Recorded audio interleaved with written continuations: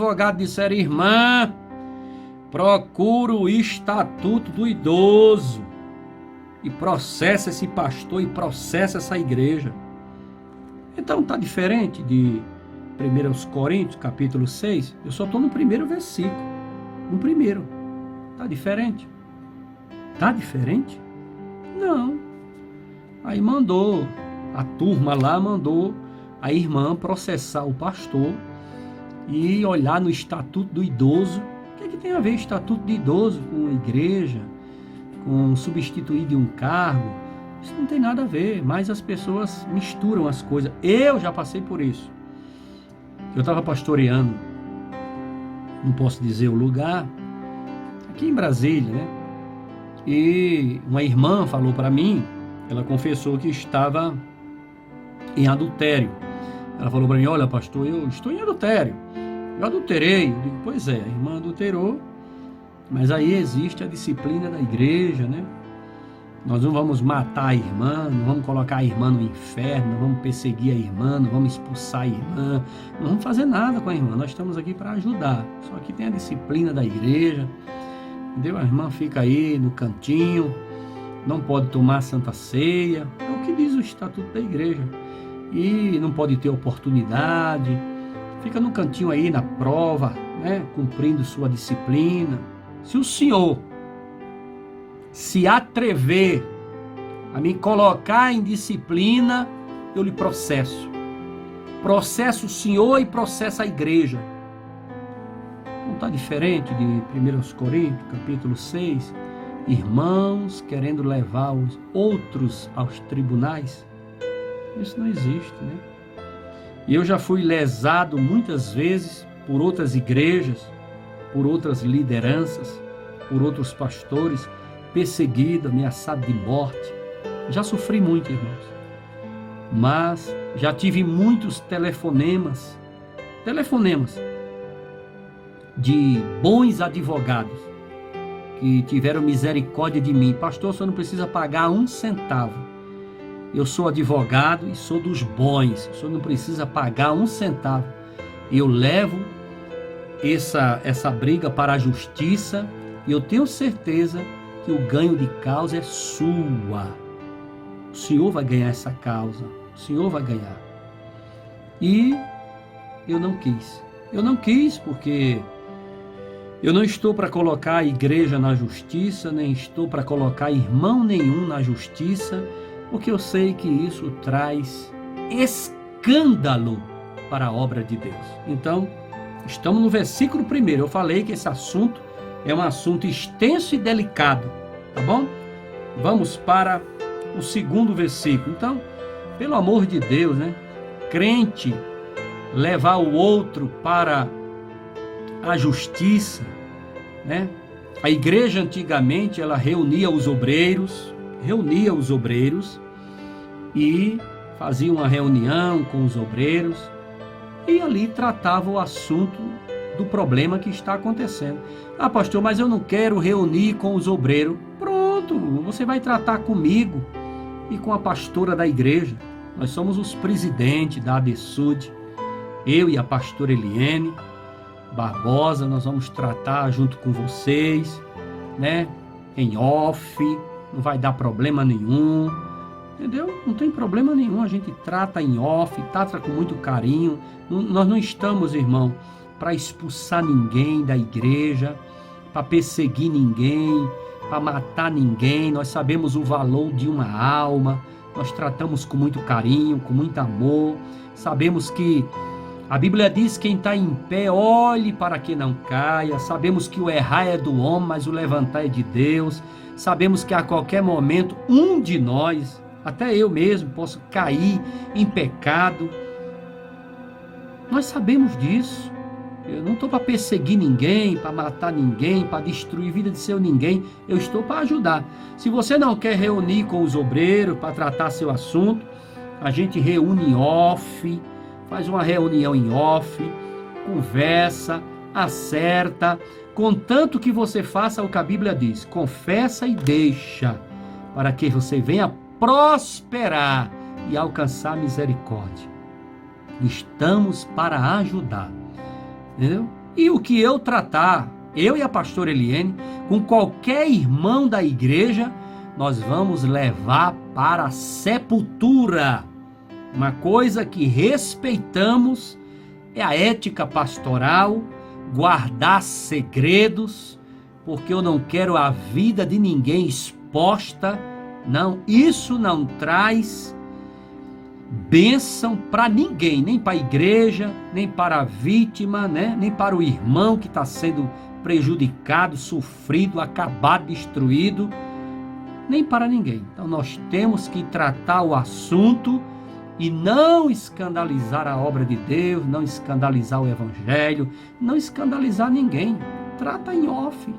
Eu não quero que ninguém saiba. Pronto, ninguém vai saber. Vamos tratar, depois a gente faz uma oração, depois a gente coloca em comunhão, está tudo resolvido, e vamos falar aquela mesma palavra que Jesus falava quando perdoava os irmãos: vá e não peques mais.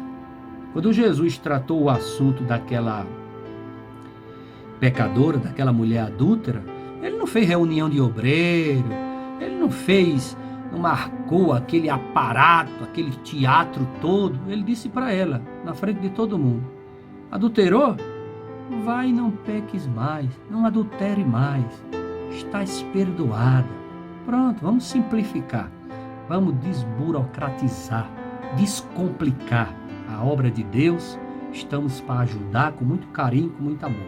Isso é só o versículo 1, imagina o resto. Tá gostando? Indique para alguém. Vamos estudar 1 Coríntios capítulo 6. É um negócio cabuloso que tem aqui nessa palavra. E nós estamos aqui para ajudar e para ensinar com muito carinho. Não estamos aqui para julgar a vida de seu ninguém. Ensinar com carinho, com amor. Nós queremos é ganhar almas para Jesus. Queremos levar almas para os céus. Não queremos, né? Nós sabemos o valor de uma alma. Nós sabemos. Queremos ajudar, tá bom? E o versículo 2. Abra a Bíblia aí. 1 Coríntios 6:2. Vamos lá para o segundo. Se a live encerrar, tá? Eu vou abrir a live de novo, porque eu quero continuar mais um pouquinho. E quinta-feira a gente termina em nome de Jesus. Não sai daí não, tá bom? Você vai gostar do assunto que tem mais para frente. Então o versículo 2 diz: será que vocês, isso é Paulo falando aos crentes de Corinto, será que vocês não sabem que o povo de Deus julgará o mundo? Olha, isso é escatologia pura. A igreja, quando estiver lá arrebatada, né, em corpo glorioso, no futuro do futuro, estaremos ali sendo coparticipante do julgamento do mundo. Que privilégio para a igreja de Jesus. Então, se vocês vão julgar o mundo, será que não são capazes de julgar essas coisas pequenas entre vocês? Será, irmão, os crentes não têm condições de resolver suas picuinhas dentro das igrejas? Será? Será que é preciso ir para os tribunais? Será que é preciso estar lá na frente de um juiz que não é crente, de um promotor que não é crente, de advogados que não são crentes, de pessoas que trabalham ali nos tribunais que não são crentes, e vai olhar e dizer para nós: misericórdia, dentro das igrejas evangélicas é assim? Que tanta briga, que tanta confusão, que tanto escândalo. A obra de Deus é assim. Vocês que pregam tanta misericórdia, tanto amor, tanto carinho, tanto perdão, aonde está o perdão? Aonde está o perdão dos crentes para estar levando uns aos outros aos tribunais de homens ímpios, incrédulos, que não conhece a misericórdia de Deus, não conhece a graça de Deus, não conhece o amor de Deus, não conhece a Bíblia, não conhece a palavra e muito menos o perdão. Então nós temos que praticar na igreja o perdão. Tem que perdoar. Para que estar guardando mágoa do irmão? Para que estar levando o irmão para os tribunais? Vamos perdoar, fica no prejuízo. Deixa eu te contar uma experiência aqui tremenda. Eu estava construindo uma igreja, não vou contar o local, e um irmão se dispôs a fazer, ele disse que era pedreiro. Pastor, eu sou pedreiro.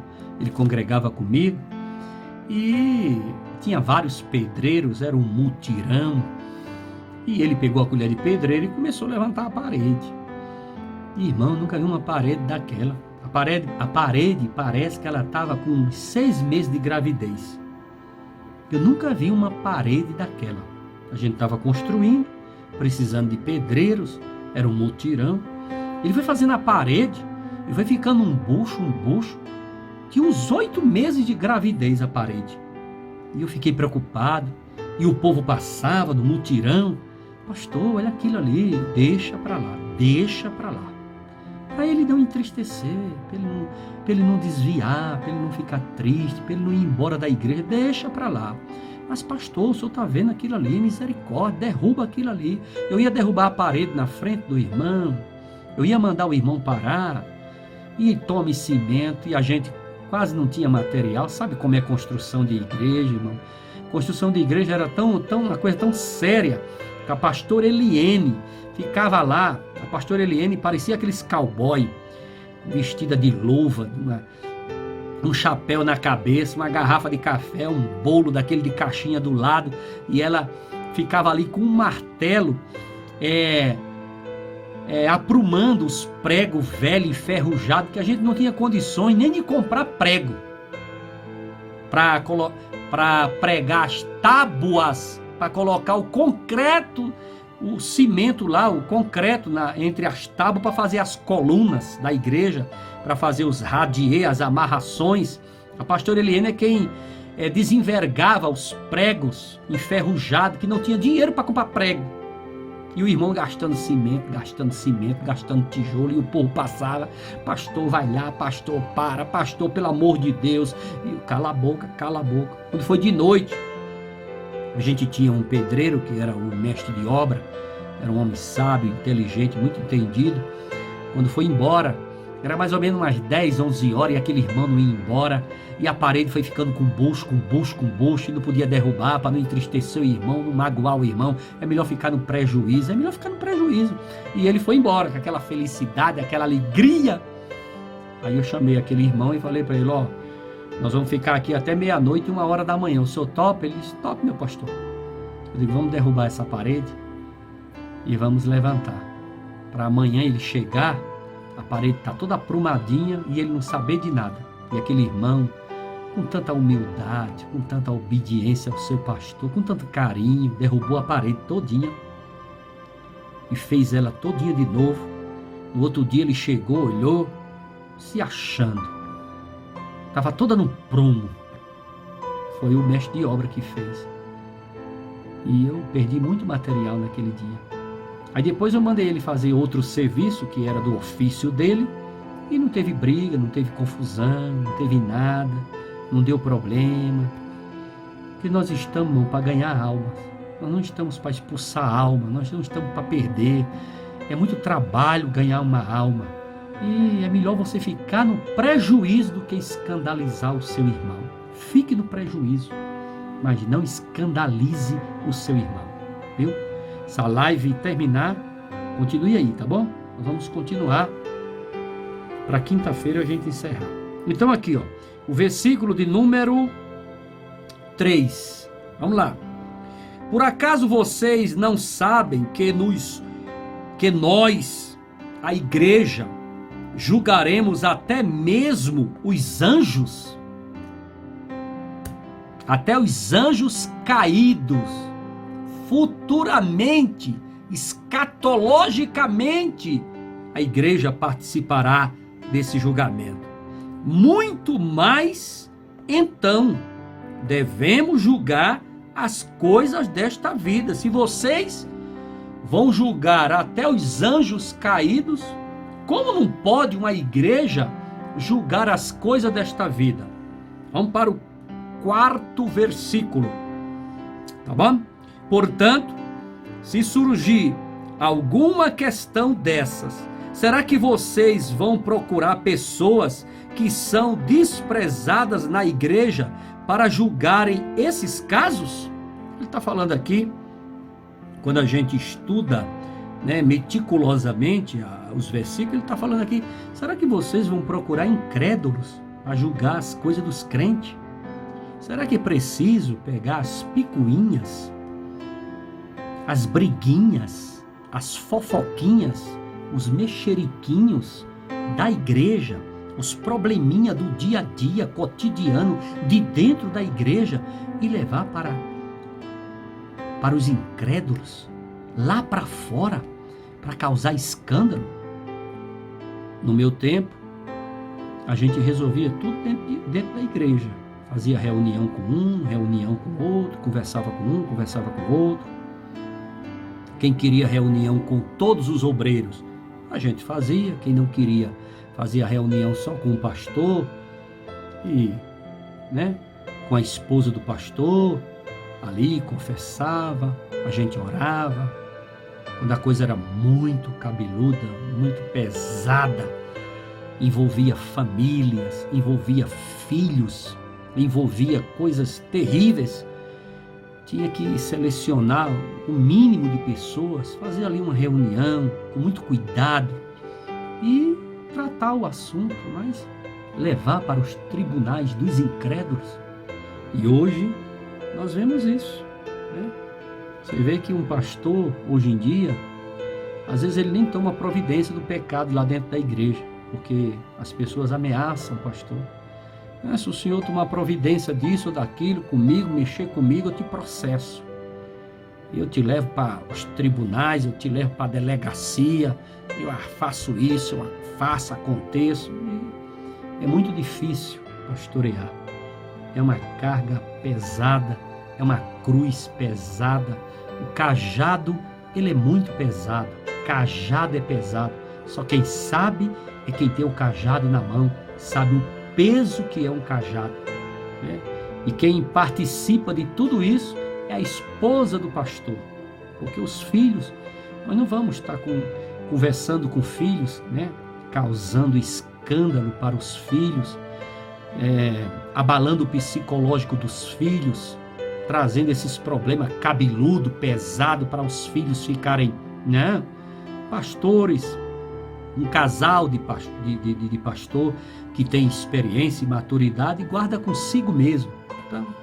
Eu e a pastora Eliene temos bagagem, experiência, maturidade, já sofremos muito da obra, muito da obra. Eu já cheguei a ter 6, 7 telefonemas pelas madrugadas de ameaça de morte. Mas eu continuo fazendo a obra de Deus. Se tombar o corpo, o espírito com certeza entrará nas mansões celestiais, né? Já tivemos telefonemas de a pastora Eliene atendeu o telefone e era uma pessoa dizendo que tinha sequestrado o presbítero Maxwell, que é o nosso filho, tinha sequestrado. Mãe, ô mãe, eu tô aqui, mãe. E a Eliene, quando olhou, estava o Maxwell em cima da cama dormindo, para a honra e a glória de Jesus. Já sofremos muito, irmão, mas vamos continuar fazendo a obra de Deus com muita seriedade, com muito amor, com muito carinho. Esse 1 Coríntios capítulo 6, eu estou aqui abrindo o coração para você, contando minhas experiências de vida junto com a pastora Eliene, contextualizando e dizendo que nos dias atuais não tem nada diferente de 1 Coríntios capítulo 6, quando Paulo estava ali naquela cidade tratando de tantos assuntos cabeludos, terríveis, coisas perigosas. O apóstolo Paulo sofreu muito E hoje, nos dias atuais, não é diferente. Não é diferente. E se a live encerrar, aguarda aí que tem mais preciosidade para cada um de nós, tá? Aguarde. Ela vai dar um índice aqui de encerrar. Eu vou entrar novamente e nós vamos continuar, né? Convide mais alguém, que Deus possa te abençoar grandissimamente. Eu vou dar eu vou continuar para que quinta-feira fique menos assunto para a gente falar, tá bom? Então,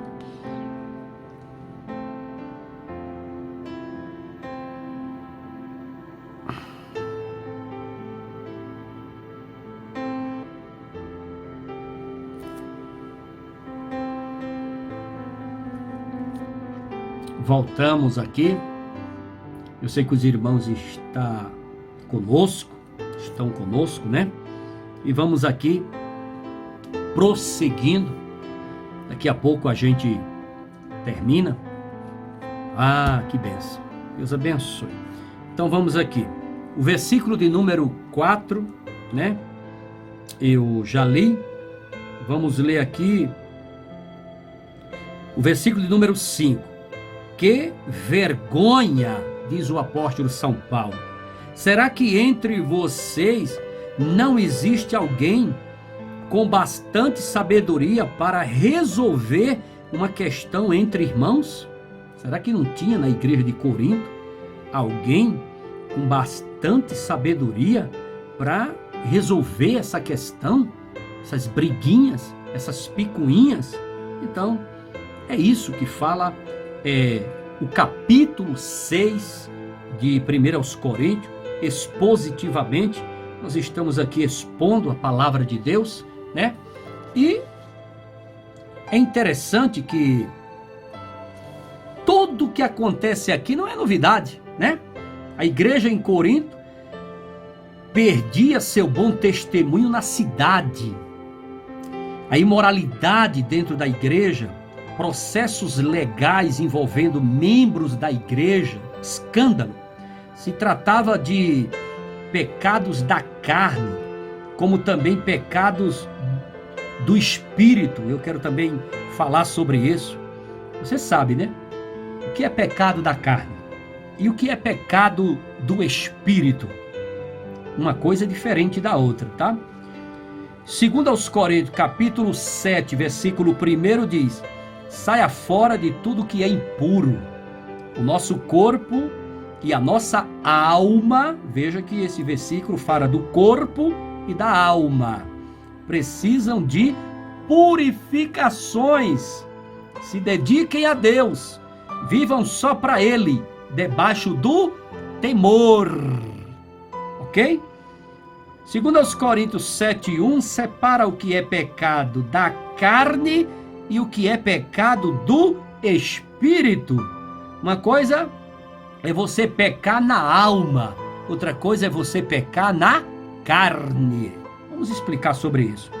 Os gregos, em especial, os atenienses, amavam tribunais de justiça. Eles se tornaram crentes em Cristo Jesus e, como gostavam muito de tribunais, qualquer coisa, você sabe com quem você está falando? Eu vou te processar. Isso era o povo de Corinto, meu irmão. Lembra-me alguém, lembra algum povo, né? Algum povo. Os cristãos davam um péssimo testemunho aos não cristãos. Até os judeus incrédulos tratavam de seus litígios nos tribunais das próprias sinagogas. Nenhum judeu que é judeu, que preza o seu nome de judeu, vai tratar probleminhas, picuinhas em tribunais mundanos. Não. Tem a sinagoga, que é a congregação do templo de Jerusalém, e além da sinagoga, existem os tribunais exclusivos dos próprios judeus para não causar escândalos aos não judeus. tá? Eles têm esse cuidado, esse carinho. Os crentes deviam ter mais cuidado, mais carinho. Eu não sei se você vê, mas procura aí no YouTube. Antigamente as brigas de igreja para tirar pastor, né, para jogar pastor no meio da rua, ou para resolver isso ou aquilo, eram brigas internas. Hoje não, hoje o camarada filma, coloca no YouTube, coloca no Facebook as brigas, crente brigando, crente batendo em pastor, esculhambando o pastor, uma confusão dos infernos, e sai postando, e sai compartilhando. Não é por nada não, mas você está fazendo um desserviço ao reino de Deus. Você está escandalizando a obra de Deus. E a Bíblia diz, Jesus disse, ai daquele por onde vem o escândalo. Ai daquele, ai daquele por onde surge o escândalo. Você gravar uma briga de igreja, uma confusão de igreja e colocar nas redes sociais, lá na frente chega a conta do cartão de crédito. Isso é escândalo. Não faça isso não. Quando um crente vai aos tribunais dos incrédulos, eles enfraquecem o testemunho do evangelho. Concorda comigo, irmãos? Uma igreja tem que viver à altura. Uma vez que um dia essa igreja, os santos participarão do julgamento do mundo e até dos anjos caídos. Os coríntios orgulhavam-se de seus dons espirituais. Por que não usavam esses dons para resolver seus problemas? Por quê? Já viu aquele camarada que é falando língua todo tempo? Eu sou pentecostal, eu amo fogo, nasci no fogo, sou filho do fogo, amo línguas estranhas, profecias, reteté, o neguébia, amo. Mas já viu aquelas pessoas que espiritualizam tudo, que fala a língua de manhã, à tarde e à noite, pisou no calo dele, ele te processa. Essa era a igreja de Corinto. 1 Coríntios capítulo 6, versículo 4, Paulo usa puro sarcasmo. Puro.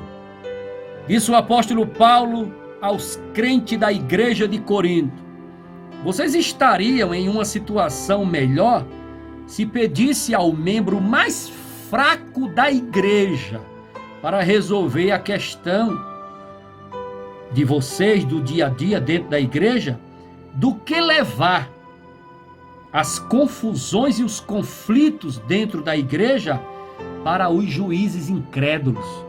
É melhor chamar o irmãozinho mais humilde, mais simples para resolver, do que levar para os juízes incrédulos.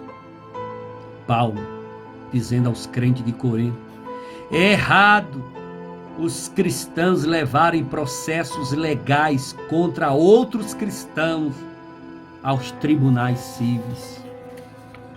Mateus capítulo 5, versículo 39 e 42, melhor perder dinheiro ou bens do que perder um irmão em Cristo, por causa de confusões. É melhor perder dinheiro, é melhor perder bens, do que perder o irmão em Cristo Jesus e também perder o nosso testemunho. Crentes nos tribunais brigando, ninguém sai ganhando, exceto o diabo. Dentro da igreja de Corinto tinha um homem em pecado de incesto, e com isso gerava grandes conflitos. Tinha um crente lá dentro da igreja de Corinto praticando incesto. Lá dentro. E a confusão era grande.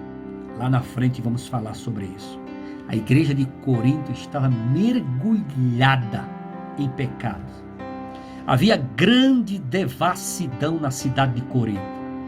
Uma sociedade permissiva, com uma filosofia semelhante à do mundo de hoje. Corinto a cidade do sexo liberal. Deus, quando fez o homem, criou o manual de fabricação. Você sabe qual é? Olha o manual de fabricação.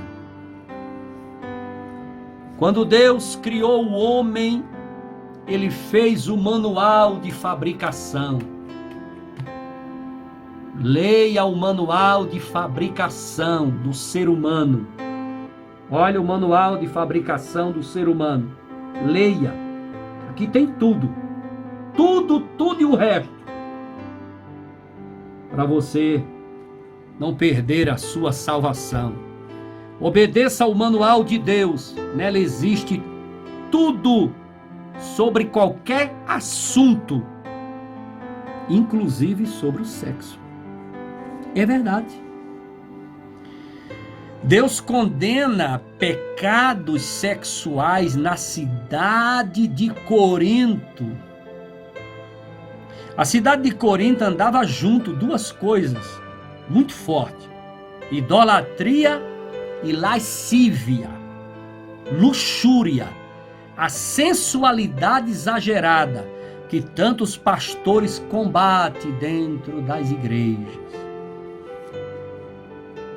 Eu quase apanhei numa igreja, porque eu fui pastorear lá, e uma irmã, eu não vou dizer aqui, mas ela entrou na igreja de uma maneira assim que, meu Deus, aquilo não existe. Eu não prego uso e costume, pelo amor de Deus. Eu me libertei disso faz muitos anos.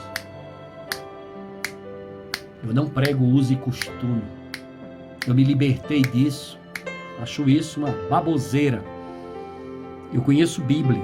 Eu sei do que estou falando. Eu sei o que é doutrina de homens e doutrina bíblica. Eu me libertei disso. Agora, uma mulher tem que se vestir com respeito.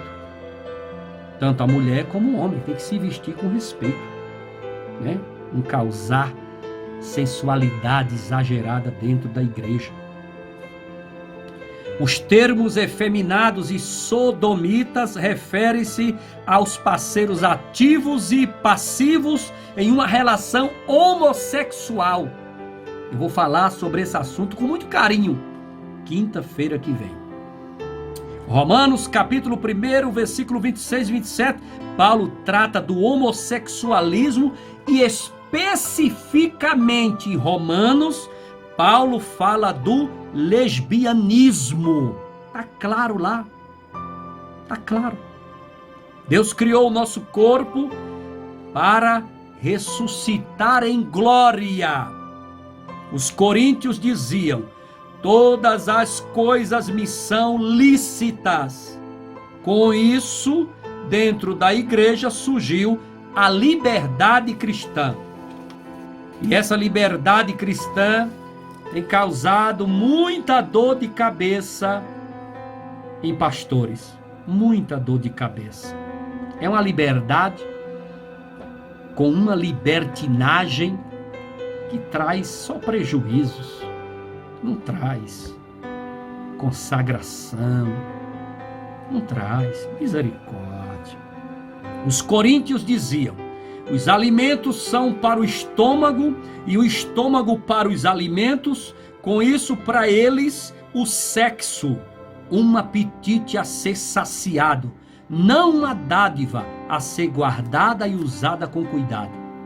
Então, duas coisas em Corinto era praticado: a glutonaria, que eu já preguei aqui sobre isso, não quero mais ressaltar, e o sexo liberal.